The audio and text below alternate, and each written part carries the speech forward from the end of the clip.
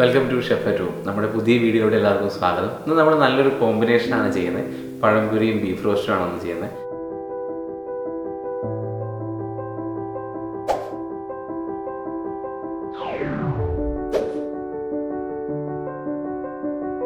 എല്ലാവർക്കും വീട്ടിൽ തയ്യാറാക്കാൻ പറ്റുന്ന രീതിയിലുള്ള സിമ്പിളായിട്ടുള്ള ഐറ്റംസ് തന്നെയാണ് രണ്ടും. ബീഫ് വാങ്ങിച്ചു കഴിഞ്ഞാൽ നമുക്ക് പഴംപൊരിയും വീട്ടിൽ തന്നെ തയ്യാറാക്കാം, ബീഫ് റോസ്റ്റും തയ്യാറാക്കാം.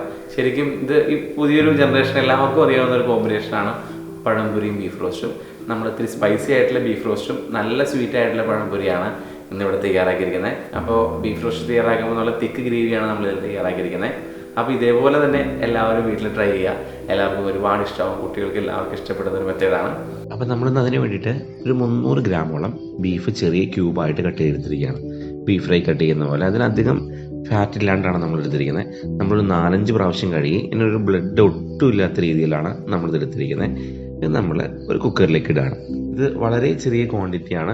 ഇപ്പം നമുക്ക് ഇത്രയും ചെറിയ ക്വാണ്ടിറ്റി കുക്കറിൽ നമുക്ക് കുക്ക് ചെയ്യുന്നത് ശരിക്കും ബീഫ് ഇത്രയും ചെയ്യുന്നത് ഭയങ്കര നഷ്ടമാണ്. നമ്മളിപ്പോൾ 1 കിലോ ബീഫ് വാങ്ങിച്ചിട്ട് നമുക്ക് ആവശ്യമുള്ള ക്വാണ്ടിറ്റി മാത്രം മാറ്റുന്നതായിരിക്കും ബുദ്ധി. അപ്പോൾ നിങ്ങൾ അതനുസരിച്ചുള്ള മസാല ഇതിൽ ആഡ് ചെയ്യുക. ഇപ്പം നമ്മളിതിൽ മെയിൻ കണ്ടൻ്റാണ് ഈ ബീഫിൻ്റെ ശരിക്കും ടേസ്റ്റ് വരുന്നത് ഈ ഒരു സ്റ്റോക്കിൻ്റെ അടിസ്ഥാനത്തിലാണ്.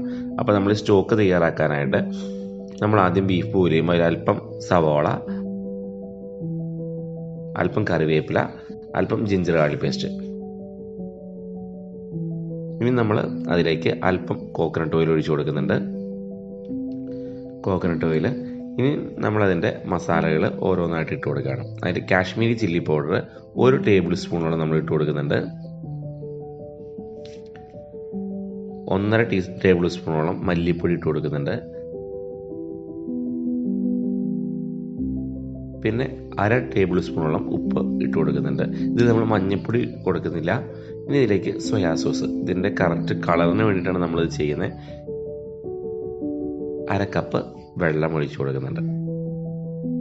അപ്പോൾ ഇത്ര ഐറ്റംസ് മസ്റ്റായിട്ട് നമ്മൾ ഇടണം. അതിൽ സോയാ സോസ് ഇല്ലെങ്കിലും കുഴപ്പമില്ല. നമ്മൾ കളർ കുറച്ച് ശരിക്കും ഡാർക്കായിട്ടിരിക്കാൻ വേണ്ടി മാത്രമാണ് സോയാ സോസ് ഇട്ട് കൊടുക്കുന്നത്. മഞ്ഞൾപ്പൊടി എല്ലാ മീറ്റ് ബോയിൽ ചെയ്യുമ്പോഴും നല്ലതാണ്. അപ്പോൾ നമുക്കതനുസരിച്ച് ഞാൻ കുറച്ചും കൂടി ഡാർക്ക് കളർ വരാൻ വേണ്ടിയിട്ട് മാത്രമാണ് സോയാ സോസ് ഇട്ട് കൊടുക്കുന്നതും മഞ്ഞൾപ്പൊടി ഇട്ട് കൊടുക്കാത്തതും. അപ്പോൾ നമ്മുടെ ഇഷ്ടം അനുസരിച്ച് നമുക്കിത് രണ്ടും ചെയ്യാം. എല്ലാം ഓപ്ഷനാണ്. ഇനി അതിലേക്ക് അല്പം കൂടി വെള്ളം ഒഴിച്ചു കൊടുത്ത് നമ്മൾ നല്ല രീതിയിൽ മിക്സ് ചെയ്യണം. ഇപ്പം തന്നെ ഒരു ബീഫിന് നല്ലൊരു സ്മെല്ലുണ്ട്. അപ്പോൾ നമ്മൾ ജിഞ്ചർ ഗാർലിക് പേസ്റ്റും ഓയിലും പിന്നെ അല്പം കുരുമുളക് പൊടി, ഇത് നമ്മൾ പെപ്പർ റോസ്റ്റ് ആയതുകൊണ്ട് അല്പം കുരുമുളക് പൊടി. നിങ്ങൾ അതിലേക്ക് ഗരം മസാലയോ നിങ്ങൾക്ക് ഇഷ്ടമുള്ള ഫ്ലേവർ ഇതിലേക്ക് ആഡ് ചെയ്യാം. ഫ്ലേവറിൽ നമ്മൾ അല്പം ജീരകപ്പൊടി ഇട്ട് കൊടുക്കുന്നത്.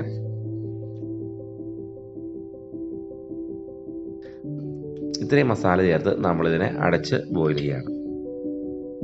ഒരു 4 വിസിൽ വന്നതിന് ശേഷം അപ്പം തന്നെ ഇത് ഓപ്പൺ ആക്കുന്നത് ഒരു 10-15 മിനിറ്റോളം അതിൻ്റെ എയർ ഫുള്ള് പോയതിന് ശേഷം മാത്രമേ ഓൺ ആക്കാവുള്ളൂ. അപ്പോൾ കറക്റ്റായിട്ട് അത് വെന്ത് കിട്ടും. ഇപ്പോൾ നമ്മുടെ ബീഫ് ശരിക്കും വെന്തു. പാനിൽ എൻ്റെ മസാല തയ്യാറാക്കാനായിട്ട് അല്പം വെളിച്ചെണ്ണ ആഡ് ചെയ്തു. നമ്മളിതിലേക്ക് അല്പം വെളുത്തുള്ളി ഇഞ്ചി മാത്രമേ ഇട്ടിട്ടുള്ളൂ. നമ്മളതിൽ ജിഞ്ചർ ഗാർലിക് പേസ്റ്റ് ഇട്ട് കൊടുത്തുകൊണ്ടാണ് അങ്ങനെ ചെയ്യുന്നത്.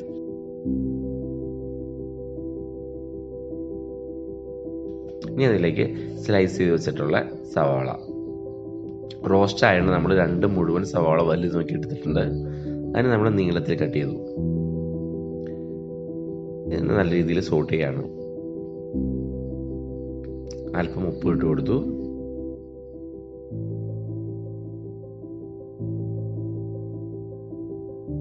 ഒരു 2 വലിയ തക്കാളി നമ്മൾ ആദ്യം തന്നെ ഇട്ട് കൊടുക്കുകയാണ്. അപ്പോൾ അതിൻ്റെ പുളിരസം എല്ലാം ഇതിലേക്ക് പോവുകയും ചെയ്യും. ശരിക്കും ഒരു നല്ല മിക്സിംഗ് ആയിട്ട് ഇത് വരികയും ചെയ്യും. നമ്മൾ അല്പം കറിവേപ്പില ഇട്ട് കൊടുത്തു. നല്ല രീതിയിൽ ഇതിനെ ശരിക്കും സോട്ട് ചെയ്തെടുക്കുകയാണ്. ഇത് എന്തുമാത്രം വരണ്ട് വരുന്നോ അത്രയും നല്ല ടേസ്റ്റായിട്ട് തന്നെ കിട്ടും. ഇതാണ് നമ്മൾ ശരിക്കും ശ്രദ്ധിക്കുന്നത്. വളരെ സ്ലോ ഫയറിൽ തന്നെ ചെയ്യുക. അല്പം കൂടി ഓയിൽ ഒഴിച്ചു കൊടുക്കുന്നുണ്ട്. ചെറിയ ഫയറിൽ നല്ല രീതിയിൽ വരട്ടിയെടുക്കുക. വെളുത്തുള്ളി ഇഞ്ചിയും ശരിക്കും കൂട്ടിയിട്ട് കഴിഞ്ഞാൽ അതനുസരിച്ച് നല്ലൊരു ടേസ്റ്റ് കിട്ടും. ശരിക്കും ഇതിൻ്റെ കളറ് മാറി നല്ല രീതിയിൽ അതിൻ്റെ പച്ചപ്പെല്ലാം പോയി കഴിയുമ്പോൾ അതിലേക്ക് മല്ലിപ്പൊടി 2 ടേബിൾ സ്പൂണോളം മല്ലിപ്പൊടിയാണ് നമ്മൾ കൂടിടുന്നത് ഇതിലേക്ക്. ഇനി അതിലേക്ക് കാശ്മീരി ചില്ലി പൗഡർ ഒരു ടേബിൾ സ്പൂണോളം നിറച്ച് ഒരു ടേബിൾ സ്പൂണോളം കാശ്മീരി ചില്ലി പൗഡർ ഇട്ടാൽ മതിയാവും. നമ്മുടെ ബീഫിൽ അത്യാവശ്യം മസാലയുണ്ട്, അപ്പോൾ അതനുസരിച്ചുള്ള മസാല വേണം ഇതിൽ ആഡ് ചെയ്യാൻ. ഇതിൽ ശരിക്കും അതിൻ്റെ പച്ചക്കുത്തിലെല്ലാം പോയി ആ ഓയിൽ മയം ശരിക്കും മുകളിലേക്ക് തെളിഞ്ഞു വരുന്നത്. ഇനി നമ്മളതിലേക്ക് സ്റ്റോക്കോട് കൂടിയ ബീഫ്, ആ വെള്ളം നമ്മൾ തുള്ളി പോലും കളയുന്നില്ല, ആ വെള്ളമാണ് ശരിക്കും ഇതിൻ്റെ ടേസ്റ്റ്. ആ വെള്ളം നമ്മൾ ഇതിലേക്ക് ഒഴിച്ചു കൊടുത്ത് അതും കൂടി നല്ല രീതിയിൽ മിക്സ് ചെയ്യണം. വളരെ സ്ലോ ഫയറിൽ വേണം ഇത് ചെയ്യാൻ. ശരിക്കും നല്ല രീതിയിൽ നല്ലൊരു ഫ്ലേവർ വരുന്നുണ്ട് ഇപ്പോൾ തന്നെ. ഇനി ഇതിലേക്ക് കുരുമുളകും ഗരം മസാലയും ജീരപ്പൊടി ഇട്ട് കൊടുക്കുക. നമ്മുടെ ആവശ്യാനുസരണം ഇതിലേക്ക് വീണ്ടും നമുക്ക് ഇട്ട് കൊടുക്കാൻ പറ്റും. ഇത് ശരിക്കും മിക്സായി, ഗ്രേവിയും ബീഫും അതിൻ്റെ സ്റ്റോക്കും എല്ലാം നല്ല രീതിയിൽ ശരിക്കും മിക്സായി വന്നു. ഇനി അതിൽ നമുക്ക് തേങ്ങാപ്പാൽ, 1 പാലാണ് നമ്മളിതിലേക്ക് ഒഴിച്ചു കൊടുക്കുന്നത്. നമ്മുടെ കളറിന് ചെറിയൊരു വേരിയേഷൻ വരും. ഇത് ചിലപ്പോൾ മഞ്ഞപ്പൊടി ആണെങ്കിൽ കുറച്ചും കൂടി ലൈറ്റായിട്ട് ഫീൽ ചെയ്യും. നമ്മളൊരു ഡാർക്ക് കളറിന് വേണ്ടിയിട്ടാണ് മഞ്ഞപ്പൊടി ഇടാതിരുന്നത്, അതുകൊണ്ടാണ് ഇത്രയും ഡാർക്കായിട്ട് ഇത് കിട്ടുന്നത്. പെരിഞ്ചീരവും കുരുമുളക് പൊടിയാണ് നമ്മളിപ്പോൾ ഇട്ട് കൊടുത്തിരിക്കുന്നത്. ബീഫിൻ്റെ എല്ലാ ഐറ്റം ചെയ്യുമ്പോഴും ആദ്യം തന്നെ നമുക്ക് വേണമെന്നുണ്ടെങ്കിൽ കടുക് പൊട്ടിക്കും പോലെ ജസ്റ്റ് ഓയിലിട്ടത് ഒന്ന് പൊട്ടിച്ചെടുക്കാം.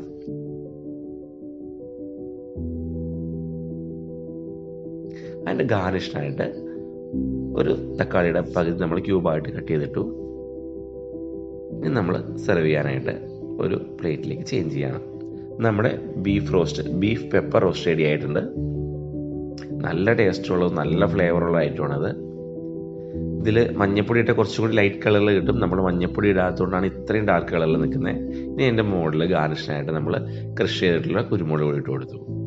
നമ്മുടെ ബീഫ് പെപ്പർ റോസ്റ്റ് റെഡി ആയിട്ടുണ്ട്. ഇനി നമ്മൾ പഴംപൊരി തയ്യാറാക്കണം.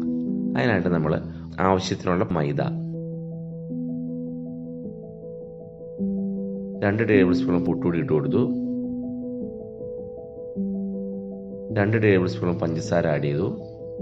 പിന്നെ അതിലേക്ക് മഞ്ഞപ്പൊടിയുടെ അളവ് നമ്മൾ കുറച്ചിട്ടാൽ മതിയാവും, അല്ലെങ്കിൽ അതിൻ്റെ കുത്തൽ വരും. പിന്നെ അതിലേക്ക് എള്ള്, ഇത്രയാണ് നമ്മൾ ഇട്ട് കൊടുത്തിട്ടില്ല. ഇപ്പം മൈദ ഇട്ട് കൊടുത്തു. അതിലേക്ക് പുട്ടുപൊടിയാണ് നമ്മൾ അതിൻ്റെ ശരിക്കും ക്രിസ്പാവാനായിട്ട് ഇട്ട് കൊടുത്തേക്കണേ. പിന്നെ അതിലേക്ക് പഞ്ചസാരയും മഞ്ഞപ്പൊടിയും എള്ളും, ഇത്രയും ഐറ്റമാണ് നമ്മൾ പഴംപൊരി തയ്യാറാക്കാനായിട്ട് ആദ്യം നമ്മൾ ആഡ് ചെയ്തത്. ഇനി അത് ടൈറ്റായിട്ട് തന്നെ കുഴയ്ക്കുക. അല്പം വെള്ളം ഒഴിച്ച് കൊടുത്ത് ആ മിക്സിങ് ശരിക്കും ടൈറ്റായിട്ട്, അത് ഒട്ടും കട്ടയുണ്ടാവാൻ പാടില്ല. അപ്പോൾ നമുക്ക് പഴംപൊരിയുടെ പുറത്ത് ഒരു ഗ്ലേസിങ് കിട്ടില്ല, അതൊരു ഫിനിഷിങ് ഇല്ലാണ്ട് വരും. അപ്പോൾ ഒട്ടും കട്ടയില്ലാതെ ശരിക്കും ഉടച്ച് നല്ല രീതിയിൽ മിക്സ് ചെയ്തെടുക്കുക. ഒരുപാട് ലൂസാവാൻ പാടില്ല. ലൂസായി കഴിഞ്ഞാൽ പഴംപൊരിക്ക് ഒട്ടും കട്ടിയില്ലാതെ തന്നെ പുറത്തെ ലെയർ വളരെ നൈസായിട്ട് പോകും, കാണാനും ഭംഗി ഉണ്ടാവില്ല. അല്പം ഉപ്പ് ഇട്ട് കൊടുത്തിട്ടുണ്ട് നമ്മൾ, അതൊക്കെ ഓപ്ഷനിലാണ്, നമ്മുടെ ഇഷ്ടത്തിന്. ഉപ്പ് എന്ത് സാധനത്തിൻ്റെയും ടേസ്റ്റ് പൂർണ്ണമായിട്ട് വരാൻ വേണ്ടി സഹായിക്കും. അപ്പോൾ അതുകൊണ്ട് അല്പം ഉപ്പ് ഇട്ട് കൊടുത്താൽ എല്ലാ സാധനത്തിനും ആ ഒരു ടേസ്റ്റ് കൂടുതലായിട്ട് കിട്ടും. നമ്മളിവിടെ 5 പഴം എടുത്തിട്ടുണ്ട്. അതിന് നമ്മൾ ജസ്റ്റ് ചെറിയ പഴത്തെ വെറുതെ 2 മാത്രമേ കട്ട് ചെയ്തിടുന്നുള്ളൂ. ടൈറ്റായിട്ടുള്ള മാവിലേക്ക് നമ്മൾ പഴം ഓരോന്നായിട്ട് ഇട്ട് കൊടുക്കുകയാണ്. വലിയ പഴം ആണെങ്കിൽ നമുക്കതിനെ 3 പീസാക്കി എടുക്കാൻ പറ്റും. ഇത് നമ്മൾ 3 പീസാക്കി എടുക്കുന്നുണ്ട്. ഒരേ വലുപ്പത്തിലുള്ള പഴവും കറക്റ്റ് പഴുപ്പ് നമ്മൾ ശ്രദ്ധിക്കണം. പച്ച പഴവണി ഒരിക്കലും ആ ഒരു ഇത് കിട്ടില്ല. ഇനി നമ്മൾ എണ്ണ ചൂടായി നോക്കി, എണ്ണ ചൂടായതിന് ശേഷം മാത്രം ഇട്ട് കൊടുക്കുക. എണ്ണ ചൂടാവാണ്ട് നമ്മൾ ഇട്ട് കൊടുക്കുന്നത് ഞാൻ പഴംപൊരി ഒരിക്കലും പൊന്തി വരികയില്ല, താഴത്ത് അതിൻ്റെ ഒരു ഇത് ടച്ച് ചെയ്ത് നിൽക്കുകയും ചെയ്യും. അപ്പോൾ ആ ലെയർ നമുക്ക് കിട്ടില്ല. ഫയർ എപ്പോഴും ശ്രദ്ധിക്കണം, കറക്റ്റ് ഫയറിലായിരിക്കണം നമ്മൾ പഴംപൊരി ഇട്ട് കൊടുക്കുക. ടൈറ്റ് മാവിലാണ് നമ്മൾ ഇട്ട് കൊടുക്കുന്നത്. ഒരുപാട് ഒന്നിച്ചിട്ട് കഴിഞ്ഞാൽ അത് പരസ്പരം കൂട്ടി ചേർന്നിരിക്കും. അതുകൊണ്ട് ഓരോന്നായിട്ട് ഇട്ട് കൊടുക്കുക. ഇട്ട് കൊടുത്ത് ഒരു ഇത്തിരി കഴിയുമ്പോൾ തന്നെ അതിന് വിടിയിച്ചിടുക. മാവ് ശരിക്കും 1/2 മണിക്കൂറോളം പുളിച്ച് മാവിലേക്കാണ് നമ്മൾ ഇട്ട് കൊടുത്തിരിക്കുന്നത്. നമ്മൾ ബാറ്റർ തയ്യാറാക്കി ഒരിക്കലും അപ്പം തന്നെ പഴംപൊരി ഇട്ട് കൊടുക്കരുത്. 1/2 മണിക്കൂറോളം മാവ് പുളിക്കാൻ വേണ്ടി മാറ്റി വയ്ക്കണം. അല്ലെങ്കിൽ അല്പം ബേക്കിംഗ് സോഡയോ അങ്ങനെ എന്തെങ്കിലും ഇട്ടിട്ട് മാവ് ശരിക്കും പുളിപ്പിക്കുക.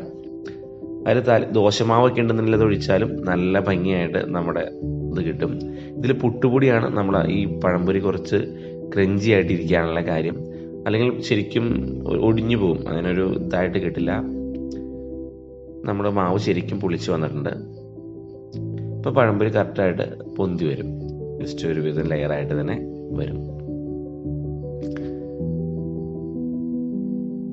നമ്മൾ പഞ്ചസാരയുടെ അളവ് ഇടുന്നതുകൊണ്ട് ശരിക്കും ബ്രൗൺ ആയിട്ട് തന്നെ ഇത് കിട്ടുന്നത്. പഞ്ചസാര കൂട്ടിയിട്ടാൽ നല്ല ബ്രൗൺ കളറിൽ ഈ സാധനം കിട്ടും. നമ്മുടെ പഴംപൊരി എല്ലാം റെഡി ആയിട്ടുണ്ട്. ഇതിൻ്റെ മുകളിലേക്ക് നമ്മൾ ബീഫ് റോസ്റ്റ്, ഇന്നത്തെ നമ്മുടെ സ്പെഷ്യലായ പഴംപൊരിയും ബീഫ് റോസ്റ്റും, ഒരു 3 പഴംപൊരിയും അതിൻ്റെ മുകളിൽ നമ്മൾ ബീഫ് റോസ്റ്റ് ഇട്ട് സെർവ് ചെയ്യാവുന്ന രീതിയിൽ വച്ചിട്ടുണ്ട്. നല്ലൊരു ഐറ്റമാണിത്, എല്ലാവർക്കും ഇഷ്ടപ്പെടുന്നൊരു ഐറ്റം. ഇതെല്ലാവരും വീട്ടിൽ ട്രൈ ചെയ്യുക, എല്ലാവർക്കും ഒരുപാട് ഇഷ്ടമാവും.